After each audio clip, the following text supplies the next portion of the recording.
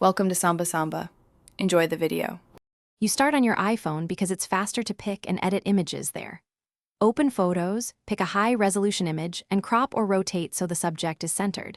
This ensures good framing on the small screen. Once done, decide whether you want one static photo, a rotating album, or a custom face with complications.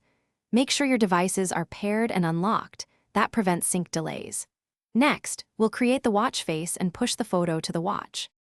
Tap Share, then create Watch Face. Choose Photos or Kaleidoscope depending on the look you want. You can pinch and drag to adjust zoom and position so the time doesn't obscure the subject. This matters for readability.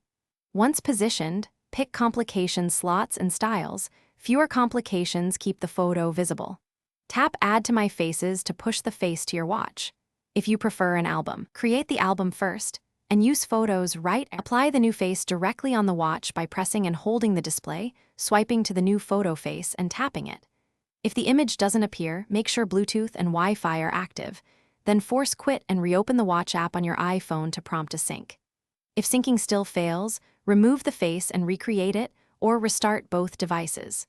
As a last resort, unpair and repair the watch. Unpairing makes a backup so you won't lose settings.